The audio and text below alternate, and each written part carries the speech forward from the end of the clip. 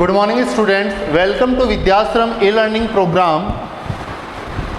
मैं प्रदीप सिंह राठौड़ आज आपको 11th क्लास में आर्ट्स और कॉमर्स जो सब्जेक्ट है उनके बारे में बेसिक जानकारी आपको दूंगा।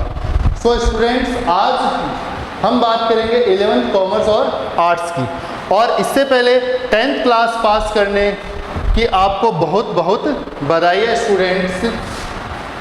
हम बात करते हैं कॉमर्स की। पहले कॉमर्स में विद्याश्रम स्कूल का पिछले 10 सालों से बहुत ही अच्छा और गुणवत्तापूर्ण रिजल्ट रहा है। यहाँ हमारे स्कूल से बहुत ही ज़्यादा मात्रा में काफ़ी CA एंड CS कर चुके हैं स्टूडेंट्स, बाहर करते हैं, लेकिन स्कूल से उन्होंने 11th और 12th में तैयारी की है और जो उनका प्री फाउंडेशन है CA CS का वो भी किया है। सबसे पहले हम बात करते हैं यहाँ कॉमर्स में। कॉमर्स सब्जेक्ट जो है इसमें के थ्रू आप अकाउंटेंसी से रिलेटेड सारे काम किए जाते हैं। देश की जो अर्थव्यवस्था है उसमें कॉमर्स का बहुत ही बड़ा योगदान होता है। यहाँ आप 11th क्लास में कॉमर्स सब्जेक्ट लेके जब आप 10th से 11th में आप आए हो तो आपके लिए ये कॉमर्स जो वर्ड है वो बिल्कुल ही नया है। इससे पहले आपने कहीं पर भी कॉमर्स, आर्ट्स, साइंस इनके बारे में कहीं पे कुछ आपने नहीं सुना या आपको इसके बारे में नॉलेज नहीं है। स्टूडेंट्स, कॉमर्स लेने से क्या होगा कि आप देश की जो अर्थव्यवस्था है, देश की जो इकोनॉमिक्स है उसमें आपकी भागीदारी हो जाएगी। यहाँ हम कॉमर्स सब्जेक्ट लेके after 12th CA, CS, CMA, MBA काफ़ी सारे कोर्सेज हैं वो हम कर सकते हैं। और आर्ट्स लेके आर्ट्स में हम BA कर सकते हैं, साथ के साथ गवर्नमेंट जॉब्स है उनकी तैयारी कर सकते हैं, और कॉमर्स के स्टूडेंट्स हैं वो भी गवर्नमेंट जॉब की तैयारी कर सकते हैं। तो स्टूडेंट्स, मैं जो प्रदीप सिंह राठौड़ में मेरा जो सब्जेक्ट है उसका नाम है IT and programming. IT and programming ये जो सब्जेक्ट है ये आर्ट्स एंड कॉमर्स दोनों में ही अवेलेबल है। आप यहाँ पे कॉमर्स में अकाउंटेंसी, BSc और इसके बाद जो थर्ड आपका ऑप्शनल सब्जेक्ट है उसमें आप IT एंड प्रोग्रामिंग जो सब्जेक्ट है उसे आप सेलेक्ट कर सकते हैं। इसके अलावा थर्ड जो ऑप्शनल सब्जेक्ट है उसमें आपको इकोनॉमिक्स है, मैथ्स है, ये भी अवेलेबल है। बट यहाँ हम बात करेंगे IT एंड प्रोग्रामिंग जो सब्जेक्ट है उसे लेने के क्या फ़ायदे होंगे।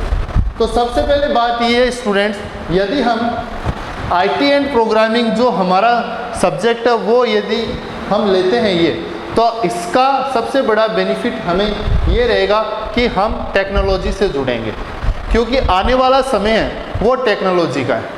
और अभी भी आप देख सकते हो बाज़ार में कहीं पर भी सारे के सारे काम आजकल कंप्यूटराइज हो चुके हैं। तो IT एंड प्रोग्रामिंग जो सब्जेक्ट है वो लेने का सबसे बड़ा बेनिफिट ये कि हम टेक्नोलॉजी से जुड़े हुए रहेंगे। इसके अलावा हम यदि आर्ट्स से या कॉमर्स से हैं तो हम इस IT एंड प्रोग्रामिंग जो कंप्यूटर साइंस जो हमारा सब्जेक्ट है ये, इसमें हम डिग्री और कई सारे डिप्लोमा है वो भी कर सकते हैं। जैसे यदि आपने कॉमर्स ली है तो कॉमर्स में आप आफ्टर 12th के बाद आप BCom करते हो। तो BCom के साथ साथ यदि आप कंप्यूटर साइंस से रिलेटेड कोई डिप्लोमा करना चाहते हो तो उसमें आप जैसे O लेवल, A लेवल, इसके अलावा यदि आप कॉमर्स से हटकर यदि आप केवल और केवल आपका पूरा कॉन्सेंट्रेट यदि आप कंप्यूटर साइंस पे देना चाहते हो तो वहाँ आप BCA के बाद MCA, MSc IT, ऐसे काफ़ी सारे डिग्रीज और डिप्लोमा जो है वो आप कर सकते हो IT एंड प्रोग्रामिंग सब्जेक्ट लेके। यहाँ स्टूडेंट्स हम बात करते हैं कि ये जो सब्जेक्ट लेंगे तो इससे हमारा फ्यूचर क्या रहेगा। तो आर्ट्स हो या कॉमर्स हो, किसी भी स्ट्रीम के स्टूडेंट्स हो, ये subject IT and programming subject select करके यदि आप इसमें अच्छे से स्टडी करते हो, अच्छे से नॉलेज लेते हो, देन आप इसमें सॉफ्टवेयर डेवलपर, सॉफ्टवेयर एनालिसिस करने वाले, इसके अलावा आप इसमें Android web application, software designing और इसके अलावा वेबसाइट डिज़ाइनिंग का काम, काफ़ी सारे वर्क आप क्या कर सकते हो, इसके थ्रू कर सकते हो। यदि आप एक टेक्निकल पर्सन बनना चाहते हो, आप एक वेबसाइट डिज़ाइनर या आप एक सॉफ्टवेयर डिज़ाइनर यदि आप बनना चाहते हो, आप सॉफ्टवेयर क्रिएट करना चाहते हो, देन आपको आईटी एंड प्रोग्रामिंग है वो आपको सेलेक्ट करना चाहिए। इसके अलावा स्टूडेंट्स, आजकल जितनी भी गवर्नमेंट एग्ज़ाम होती है, चाहे वो फर्स्ट ग्रेड हो या कोई एलडीसी एग्ज़ाम हो, किसी भी टाइप की, चाहे रेलवे एग्ज़ाम हो, चाहे आर्मी एग्ज़ाम हो, वहाँ पे सबसे इम्पोर्टेंट है कि हर एग्ज़ाम में आजकल कंप्यूटर के क्वेश्चन आते हैं। कोई भी एग्ज़ाम देख लीजिए आप, उसमें 30-40 आपको कंफर्म कंप्यूटर के क्वेश्चन मिलते हैं।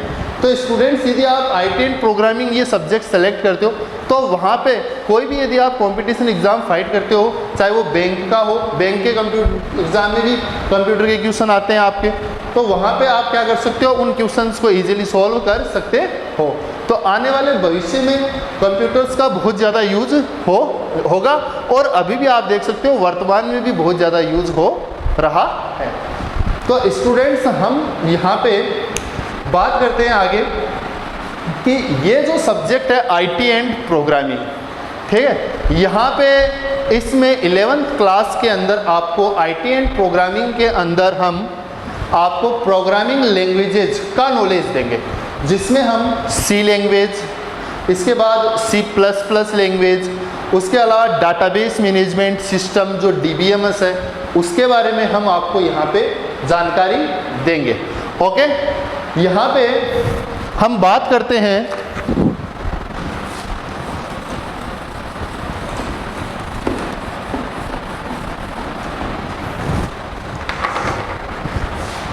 यदि स्टूडेंट्स आप आर्ट्स के हैं, यदि आप आर्ट्स सब्जेक्ट लेते हैं, तो वहाँ पे आपको ये जो आईटी एंड प्रोग्रामिंग सब्जेक्ट है ये बहुत ज़्यादा यूजफुल है और कॉमर्स में भी बहुत ज़्यादा यूजफुल है। दोनों में ही इसकी एक अपनी अलग ही महत्व है। यहाँ हम बात करते हैं यदि एग्ज़ाम के अंदर कि कंप्यूटर का जो पेपर है वो किस तरीके से आएगा, कितने मार्क्स का आता है, तो उसके बारे में बात करते हैं। तो जो 11th क्लास है आपकी, उसमें आपको कंप्यूटर में फर्स्ट 150 नंबर का आपका थ्योरी और केवल 50 नंबर का आपका प्रैक्टिकल, दोनों के क्वेश्चंस आपके टोटल 200 मार्क्स का आपका इसमें पेपर होता है 11th क्लास में। ओके, और जो हमारा सब्जेक्ट होगा उसका नाम होगा आईटी एंड प्रोग्रामिंग फर्स्ट, इसका यहाँ पे नाम होगा।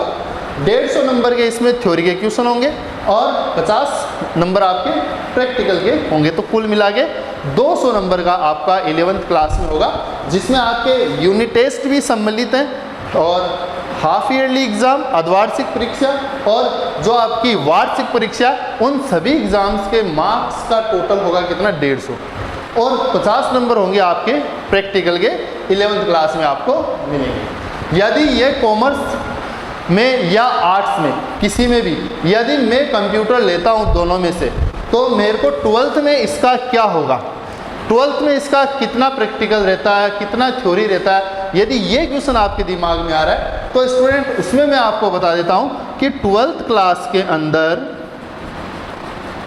चाहे आप आर्ट्स से हो या चाहे कॉमर्स से, ठीक है, तो वहाँ पे आपको 30 मार्क्स का आपका इसमें प्रैक्टिकल होगा, जो आपके स्कूल में होगा, कंप्यूटर पे एक्सटर्नल बाहर से आते हैं वो लेते हैं। 30 मार्क्स का तो प्रैक्टिकल होगा और जो 14 है वो आपके सेशनल मार्क्स स्कूल से सेंड किए जाते हैं, भेजे जाते हैं। तो स्टूडेंट्स, यहाँ कुल मिला के 44 नंबर बोर्ड के पेपर में देखा जाए तो यहाँ आपको 100 में से 44 नंबर्स है, उनकी प्रिपरेशन तो आप स्कूल में ही कर सकते हो। 30 मार्क्स प्रैक्टिकल का और 14 आपके सेशनल मार्क्स। सेशनल मार्क्स है वो यूनिट टेस्ट, आपके डिसिप्लिन और आपके हाफ ईयरली के जो मार्क्स होते हैं उनके ऊपर बेस्ड होते हैं। तो 44 मार्क्स आपको यहाँ पे ये एज ए बेनिफिट मिल जाएगा। यहाँ बोर्ड का जो 12th क्लास का जो पेपर होता है वो केवल 56 मार्क्स का होता है। बोर्ड का जो पेपर होगा वो केवल 56 मार्क्स का होता है। अब यदि आप 56 में से मान लीजिए आपने 56 में से 20 मार्क्स भी यदि आपने गेन किए तो यहाँ 44 आपके ये हो गए, और मिनिमम मान लीजिए आपने 20 यहाँ से लिए तो आपके हो गए 64। यदि 56 में से आप 20 नंबर भी लाते हो, मान लीजिए कोई स्टूडेंट वीक है, आर्ट्स का है, कॉमर्स का है, किसी के सब्जेक्ट का है, तो यदि आप 56 में से 20 नंबर भी लेके आते हो यदि पेपर, तो 64 हो जाते हैं। और 64 हो गया मतलब आपके यहाँ पे परसेंटेज फर्स्ट डिवीज़न बन गई इस पर्टिकुलर सब्जेक्ट में। और ये जो 44 मार्क्स यदि है वो आपकी मार्कशीट में आपका जो ओवरऑल परसेंटेज है उसको भी इंक्रीज करेगा। आप 44 मार्क्स है तो इसके 9% तो मिनिमम बन ही जाते हैं, लगभग 9% आपके क्या होंगे उस मार्कशीट में इंक्रीज होंगे, क्योंकि वो आपको यहाँ प्रैक्टिकल के और सेशनल मार्क्स के आपको मिल जाते हैं।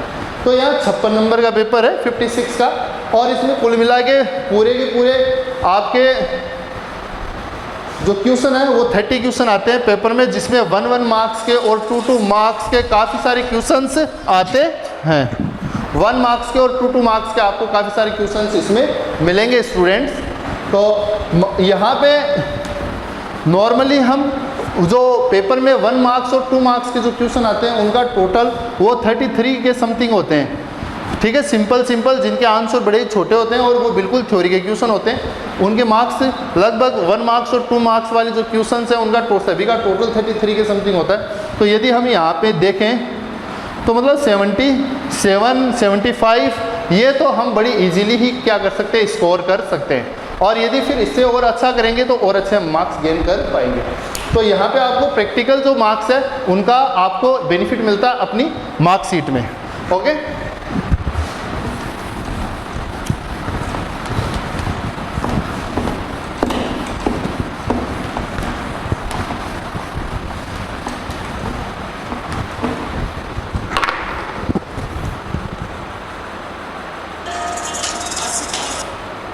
हेलो, हाँ हाल तो स्कूल हूँ, एक वीडियो बना रही हूँ है ना, बेमन लगली कम से कम यहाँ मान ला 20-1 मिनट है ना, 20 मिनट में मैं फ्री हूँ, जितनी देर में असली बिल्डिंग हूँ कमरा में हूँ, ठीक है।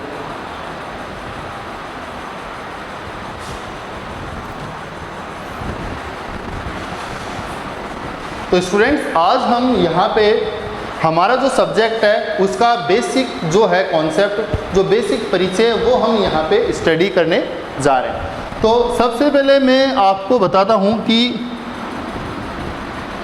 कंप्यूटर, ठीक है, इसका हम इंट्रो पढ़ेंगे यानी परिचय। तो स्टूडेंट्स आपने अपने आसपास या आपने मार्केट में बहुत सारी जगह आपने देखे हैं कंप्यूटर्स, हो सकता है आपके घर पे भी कंप्यूटर्स हो, बट इसका मेन यूज क्या है, क्या करते हैं, कुछ बच्चे घर पे कंप्यूटर है गेम खेल रहे हैं, ठीक है, कुछ है मूवी देख रहे हैं, गाने चला रहे हैं। स्टूडेंट्स ये जो कंप्यूटर है वो इन टास्क के लिए नहीं बना है, ये आप उसको एंटरटेनमेंट के लिए यूज कर रहे हो, बट इसके बहुत ही बड़े फ़ायदे हैं और बहुत सारे टास्क ऐसे जो ये क्या कर सकता है, कंप्लीट कर सकता है। तो हम बात करते हैं सबसे पहले कि ये कंप्यूटर होता क्या है और किसने बनाया इसको और क्या है इसका। तो कंप्यूटर है वो एक इलेक्ट्रॉनिक मशीन है। इलेक्ट्रॉनिक मतलब बिजली से चलने वाली, बिजली से चलने वाली एक ऐसी मशीन जिसका काम है गणना करना। क्या काम है, गणना करना यानी कैलकुलेशन, ठीक है, गणना को हम कैलकुलेशन बोलते हैं। तो कंप्यूटर क्या है, एक इलेक्ट्रॉनिक मशीन जिसका काम है कैलकुलेशन करना। अब कैलकुलेशन मतलब किस तरह की कैलकुलेशन, आपने तो अभी तक कैलकुलेशन की थी, मैथमेटिकल कैलकुलेशन किया आपने, अंकगणितीय गणनाएं की है, 10th क्लास में आपने पढ़ा, 9th 8th जो भी क्लास है उसमें आपने हमेशा क्या की है, गणितीय गणना ही की है, 2 + 2 × डिवाइड ये किया। यहाँ पे जो कंप्यूटर है वो आपकी जो अंकगणितीय गणना है वो तो करता ही है, अंकगणितीय गणना के साथ साथ यहाँ पे आप कंप्यूटर में तार्किक गणनाएं भी कर सकते हैं। क्या कर सकते हैं, तार्किक गणनाएं। तार्किक गणनाएं क्या होती है, तार्किक गणनाएं होती है कंपैरिजन, जिसको हम बोलते हैं तुलना करना। दो वैल्यू के बीच में हम क्या कर सकते हैं, तुलना कर सकते हैं और उनकी तुलना करके हम निर्णय ले सकते हैं। तो यहाँ पे हम कंप्यूटर में क्या है कि निर्णय लेने का काम भी कर सकते हैं तार्किक गणना भी कर सकते हैं। जैसे ये एक है राम, एक है श्याम। अब ये दो बंदे हैं राम और श्याम। अब मेरे को ये पता लगाना है कि इन दोनों में से बड़ा कौन सा है। अब वो मैं कैसे पता लगाऊंगा? वो इनकी एज से। किससे? एज से। अब इनकी एज क्या है वो मुझे पता नहीं है। मुझे क्या पता राम की क्या एज है और श्याम की क्या एज है, बट मैं यहाँ पता लगाना चाहता हूँ कि राम या श्याम इन दोनों में से बड़ा कौन है। तो यहाँ मैं राम और श्याम के बीच में कंपैरिजन करूँगा और कंपैरिजन करने के बाद मैं यहाँ पता लगाऊंगा कि ये है तो राम बड़ा है या फिर श्याम बड़ा है। तो फॉर एग्जांपल मैंने यहाँ ये लगा दिया ग्रेटर देन, ठीक है, बड़ा। राम बड़ा है श्याम से, ये मैंने यहाँ दोनों के बीच में कंपैरिजन किया है। राम ग्रेटर देन श्याम, राम बड़ा है श्याम से यदि है तो ये बात यदि सही होती है तो इसका रिजल्ट क्या आएगा? ट्रू। क्या आएगा? ट्रू रिजल्ट आएगा। और यदि रिजल्ट ट्रू आ रहा है इसका तो मतलब राम है वो बड़ा है। बट यदि इसका रिजल्ट ट्रू नहीं आता है और इसका रिजल्ट क्या आ जाता है? फॉल्स। तो फॉल्स आने पे हम ये कह सकते हैं कि यहाँ पे बड़ा कौन है? श्याम बड़ा है। ठीक है, तो इस तरह की हम क्या कर सकते हैं? कंप्यूटर में आपकी गणनाएं कर सकते हैं। गणनाओं के बारे में मैंने बताया। अर्थमेटिक गणना, अर्थमेटिक मतलब अंकगणितीय गणना। लॉजिकल गणना, लॉजिकल गणना का मतलब आप तुलना कर सकते हो, कंपैरिजन कर सकते हो दो के बीच में। ठीक है, अब इसके बाद हम बात करते हैं कंप्यूटर। जो हमने वर्ड अभी अभी देखा, ये जो वर्ड है कंप्यूटर, ये कहाँ से आया और इसका मीनिंग क्या है, इस वर्ड का क्या मीनिंग है। और एक बात और बताता हूँ स्टूडेंट्स, कंप्यूटर को हिंदी में क्या कहते हैं? आप बताइए। संगणक। कंप्यूटर को हिंदी में क्या कहते हैं? संगणक कहते हैं। तो यहाँ पे हम बात करते हैं कि कंप्यूटर शब्द कहाँ से बना। तो जो कंप्यूटर शब्द है वो बना है कंप्यूट से। किससे बना है? कंप्यूट। और जो कंप्यूट है वो एक लैटिन वर्ड लैंग्वेज है, लैटिन भाषा का एक शब्द है कंप्यूट, जिससे बन गया कंप्यूटर। ओके, तो ये जो कंप्यूट जो वर्ड है, लैटिन भाषा का जो शब्द है,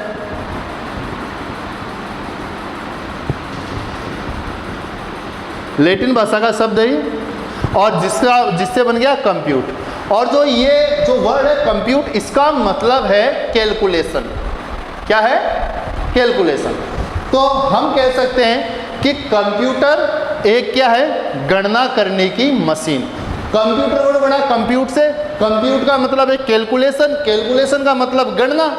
तो इसका मतलब कंप्यूटर क्या है? एक गणना करने की मशीन, एक गणना करने वाली डिवाइस। ओके, ये है इसकी, हमने बात की है शब्द की उत्पत्ति से रिलेटेड, और इसकी जो डेफिनेशन है उसके बारे में भी मैं आपको बता चुका हूँ। अब हम बात करते हैं फुल फॉर्म की। जो वर्ड है कंप्यूटर, इसका फुल फॉर्म क्या है, विस्तारित रूप क्या है इसका, वो हम यहाँ पे पता लगाते हैं। तो सी का मतलब होता है कमांडली। कई जगह इसको कॉमनली भी लिखते हैं, तो कमांडली कॉमनली कोई दिक्कत नहीं है, एक ही बात है। कमांडली O for operated, M for machine, P for purposely, U for used for trade, education and research। तो कंप्यूटर क्या है? Commandly operated machine. कमांडली मतलब आदेश, आदेशों के द्वारा चलने वाली एक मशीन। तो commandly operated machine, purposely used for trade, जिस मशीन को किस पर्पज या किस उद्देश्य के लिए हम उपयोग करते हैं? व्यापार में। ट्रेड यानी व्यापार। एजुकेशन यानी शिक्षा के क्षेत्र में, और रिसर्च के क्षेत्र में, साइंटिफिक रिसर्च है वहाँ पे हम क्या करते हैं? इसका यूज करते हैं। तो कंप्यूटर क्या है? Commandly operated machine, purposely use for trade, education and research, यानी आदेशों के द्वारा आदेशों के द्वारा चलने वाली एक ऐसी मशीन जिसका यूज है या जिसका उद्देश्य है व्यापार में, एजुकेशन में और रिसर्च में उपयोग करना।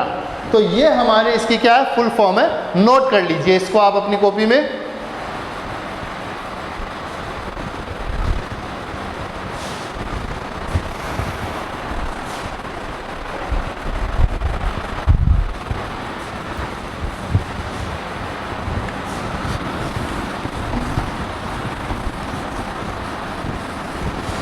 सो स्टूडेंट्स, इसके बाद हम बात करते हैं आगे कंप्यूटर का जो ब्लॉक डायग्राम है उसके बारे में, कि कंप्यूटर का किस तरीके से ये वर्क करता है, किस तरीके से इसमें क्या प्रोसेस होती है। तो सबसे पहले मैं बात करता हूँ कि ये हमारा एक क्या है, CPU है, ठीक है। यहाँ से हम क्या देंगे इसमें, इनपुट, हम डेटा इसमें इनपुट करेंगे और यहाँ हमें क्या मिलेगा, आउटपुट, इंफॉर्मेशन, ठीक है। यह है हमारा CPU। इनपुट और आउटपुट, इन दोनों के बीच में होती है प्रोसेस। क्या होती है, प्रोसेस, ठीक है। तो हम जो भी डाटा इनपुट देंगे उसके ऊपर प्रोसेस कौन करेगा, CPU प्रोसेस करेगा। और प्रोसेस होने के बाद हमें क्या मिलेगा, आउटपुट, यानी कि हमें एक मीनिंगफुल, हमें एक अर्थपूर्ण रिजल्ट मिलेगा। यदि यहाँ से सपोज कीजिए हमने इनपुट किया 2 + 2, तो कंप्यूटर क्या करेगा, उसके ऊपर कैलकुलेशन करेगा, प्रोसेस करेगा, और 2 + 2 को ये क्या करेगा, 4, और 4 फिर मेरे को यहाँ रिजल्ट में मिलेगा क्या, 4। तो इससे मेरे को ये इन्फॉर्मेशन, मीनिंगफुल इन्फॉर्मेशन मिल रही है कि यदि मैं 2 + 2 देता हूँ तो उसका रिजल्ट कितना हो जाएगा, 4 हो जाएगा। ये काम कौन करता है, CPU है, उसको 3 भाग होते हैं स्टूडेंट्स, ALU, एक भाग होता है उसका CU, और एक इसका जो थर्ड भाग है वो है मेमोरी। क्या है, मेमोरी। तो जो CPU है उसको कितने भाग में मैंने डिवाइड किया है, यहाँ पे 3 पार्ट्स में, ALU, CU और मेमोरी। अब हम इन सभी के बारे में बात करेंगे कि ये क्या होते हैं। ALU का मतलब है अर्थमेटिक लॉजिकल यूनिट, हिंदी में बोलते हैं अंक गणितीय व तार्किक इकाई। CPU मतलब सेंट्रल प्रोसेसिंग यूनिट, केंद्रीय संसाधन इकाई, जिसके अंदर है ALU अर्थमेटिक लॉजिकल यूनिट, अंक गणितीय व तार्किक इकाई। CU कंट्रोल यूनिट यानी नियंत्रण इकाई, और ये है मेमोरी। क्या है, मेमोरी यानी स्मृति, जिसमें डाटा को हम स्टोर करते हैं। तो स्टूडेंट्स, यहाँ ALU का काम है कैलकुलेशन करना, चाहे गणितीय गणना हो, चाहे वो आपकी तार्किक गणना हो, किसी भी तरह की गणना हो, वो जो गणना का काम करने का काम है वो ALU का प्राइमरी टास्क है, यानी पहला काम यही है। CU है, वो है कंट्रोल यूनिट, उसका काम है कंप्यूटर के सभी कंपोनेंट को कंट्रोल करना, ALU से कैलकुलेशन करवाना, ठीक है। तो ये सारे के सारे टास्क किसके हैं, आपके CU के। आप यदि कंप्यूटर के साथ कीबोर्ड, माउस कुछ भी अटैच करते हो, या CPU है उस ALU है, ALU तक डाटा पहुंचाना, ALU उस डाटा के ऊपर कैलकुलेशन करेगा और बाद में रिजल्ट वापस आउटपुट में उसे कहाँ स्टोर करना है, ये सारा का सारा नियंत्रण कौन करता है, CU करता है, कंट्रोल यूनिट करता है। और मेमोरी है, मेमोरी पता है, मेमोरी मीन्स डाटा को स्टोर करने के लिए जो स्पेस है, स्मृति जिसको हम बोलते हैं। तो ये जो इनपुट आउटपुट हम करेंगे, डाटा को हमें कैलकुलेशन के लिए स्टोर भी करना पड़ेगा, हम डाटा को टेम्परेरी भी स्टोर करेंगे, परमानेंट भी कंप्यूटर में स्टोर करेंगे, तो वो सारा काम किस में होगा, मेमोरी में होगा। और डाटा को एक जगह से दूसरी जगह, डाटा को कंप्यूटर में एक जगह से दूसरी जगह जो लाने ले जाने का जो काम होता है वो होता है CPU बस के द्वारा। ये बस वैसे बस है जैसे हम बस में बैठ के कहीं जाते हैं स्टूडेंट्स, वैसे नहीं है। यहाँ पे क्या है, ALU, ये जो अपना जो डाटा बसेज है वो कंप्यूटर में डाटा को क्या करती है, ट्रेवल करवाती है। डाटा सीयू से यहाँ गया, कैलकुलेशन होके वापस मेमोरी में स्टोर करवाना, उसको मॉनिटर स्क्रीन पे शो करना, ठीक है, प्रिंटर से प्रिंट करवाने के लिए डाटा को ट्रांसफ़र करना, वो सारा डाटा है वो सीपीयू बसेज के थ्रू क्या करता है, ट्रेवल करता है। तो ये मेरा क्या है, कंप्यूटर का ब्लॉक डायग्राम, इसे आप नोट कीजिए।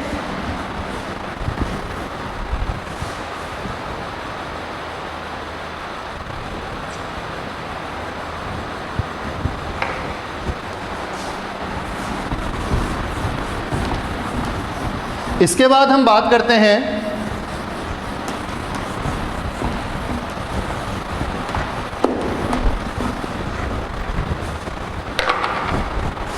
जो हमारे बहुत ही इंपॉर्टेंट पॉइंट है, वो है सबसे पहले डेटा। What is data? आपको पता है कंप्यूटर काम किस पे करता है, डेटा पे करेगा। अब ये डाटा है क्या, इसी के बारे में हम जानेंगे कि व्हाट इज डेटा। उसके बाद हम अगला होगा डाटा के बाद हमारा पॉइंट प्रोसेस, और प्रोसेस के बाद हमारा लास्ट पॉइंट होगा इंफॉर्मेशन। ठीक है, तो ये 3 पॉइंट है हमारे। सबसे पहले हम बात करते हैं डाटा। डाटा क्या है? डाटा है वो रॉ मटेरियल है, कच्चा माल है, जिसके ऊपर अभी प्रोसेस नहीं हुआ है। जैसे एक कारपेंटर है, वो कोई फर्नीचर क्रिएट करता है तो पहले वो जैसे लकड़ी लेके आता है, लकड़ी जो आई है वो उसके लिए क्या है, रॉ मटेरियल है, कच्चा माल है। वैसे ही हम कंप्यूटर के अंदर जो डाटा इनपुट देंगे, हम कंप्यूटर के अंदर जो वैल्यू डाल रहे हैं, वो वैल्यूज आपकी क्या है, डाटा है। वो कंप्यूटर के लिए रॉ मटेरियल है जो मीनिंगलेस है, जिसके ऊपर किसी भी टाइप की कोई भी कैलकुलेशन परफॉर्म नहीं की गई है, वो क्या कहलाता है, data. Data is a raw material, यानी डाटा है वो एक कच्चा माल है, या हम ऐसे कह सकते हैं डाटा है वो रॉ फैक्ट्स है। रॉ फैक्ट्स कच्चे तथ्य हैं जिनको हम क्या कर सकते हैं, कंप्यूटर में स्टोर करेंगे और उनके ऊपर हम क्या करेंगे, कैलकुलेशन का काम करेंगे। तो वो हमारा क्या कहलाएगा, डाटा। जैसे एग्जांपल की बात करूं मैं, तो डेटा में जैसे 2 + 2, अब ये अभी इसका कोई रिजल्ट नहीं है, ये रॉ मटेरियल है 2 + 2। इसके अलावा मैंने याद दिया इसे सीकर, राम, कोई भी वैल्यू, भोपाल, कोटा, जयपुर, अभी ये सब चीज़ें क्या है, रॉ मटेरियल है। अभी हम इसको यहाँ इस वैल्यू को ऐसे देख के हम ये नहीं बता सकते कि भाई ये गोपाल है वो जयपुर का रहने वाला है, कोटा का रहने वाला है, सीकर का रहने वाला है, कहाँ का रहने वाला है। तो ये सब क्या है, रॉ मटेरियल जो हम कंप्यूटर को देंगे। इसके ऊपर प्रोसेस करने का काम, कैलकुलेशन करने का जो काम है, वो कंप्यूटर का है। तो डाटा क्या हो गया, रॉ मटेरियल, वो वैल्यूज, वो डाटा, वो फैक्ट्स, वो तथ्य जो हम कंप्यूटर के अंदर इनपुट देंगे और कंप्यूटर उस पर क्या करेगा, काम करेगा। तो वो सब चीज़ें क्या कहलाएगी, डेटा कहलाएगी आपकी। ठीक है, अगला जो हमारा पॉइंट है उसके बाद है प्रोसेस। जब आप कंप्यूटर को डेटा इनपुट करते हो, जब आपने कंप्यूटर को डेटा इनपुट किया, तो उस इनपुट डेटा के ऊपर कंप्यूटर के थ्रू, यानी कंप्यूटर के द्वारा उस डेटा के ऊपर जो भी गणना की जाती है, जो भी काम किया जाता है, जो भी कार्य किया जाता है, वो आपका क्या कहलाता है, प्रोसेस। जो डाटा हमने दिया है रॉ मटेरियल, उसके ऊपर कंप्यूटर के द्वारा जो गणनाएं की जाती है, जो कैलकुलेशन की जाती है, वो आपकी क्या कहलाती है, प्रोसेस कहलाती है। यहाँ हम बात करें, जैसे मैंने 2 + 2 दिया, तो कंप्यूटर ने इसको कैलकुलेशन करके और इसका रिजल्ट क्रिएट कर रहा है, जनरेट कर रहा है रिजल्ट। कंप्यूटर ने इसका रिजल्ट कितना बनाया, 4।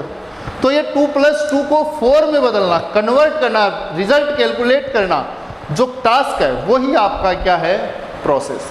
प्रोसेस का काम आपका सीपीयू करता है, और जब प्रोसेस होती है तो उसके बाद आपको एक मीनिंगफुल रिजल्ट मिलता है, और वो जो मीनिंगफुल रिजल्ट है, वो रिजल्ट ही आपके लिए क्या है, इंफॉर्मेशन। क्या कहलाएगी, वो आपके लिए एक इंफॉर्मेशन कहलाएगी। भाई आपने दिए 2 + 2, कंप्यूटर ने क्या किया, 4, और आपको रिजल्ट में कितना शो हुआ, 4। तो ये जो 4 है, ये आपके लिए क्या है, एक मीनिंगफुल इंफॉर्मेशन। तो डेटा क्या हुआ, समझ में आया? डाटा क्या है, रॉ मटेरियल, रॉ फैक्ट्स है। जैसे कारपेंटर के लिए लकड़ी है, वो रॉ मटेरियल होती है, डाटा है। वैसे कंप्यूटर में हम जो भी इनपुट देते हैं वो सब क्या होता है, डेटा होता है, रॉ मटेरियल होता है। प्रोसेस प्रोसेस मतलब डाटा के ऊपर कंप्यूटर के थ्रू जो गणना की जाती है, डाटा के ऊपर कंप्यूटर के द्वारा जो भी कार्य किए जाते हैं वो सारे के सारे कार्य आपके क्या कहलाते हैं, प्रोसेस कहलाते हैं। जैसे कारपेंटर उस लकड़ी के ऊपर काम करके करता है और काम करने के बाद जब वो लकड़ी से फर्नीचर बना देता है, टेबल बनाता है, चेयर बनाता है, तो वो सब उसके लिए क्या हो गया, इंफॉर्मेशन हो गई। वैसे यहाँ हमने 2+2 दिया, उसको 4 करने का काम क्या हो कहलाएगा, प्रोसेस।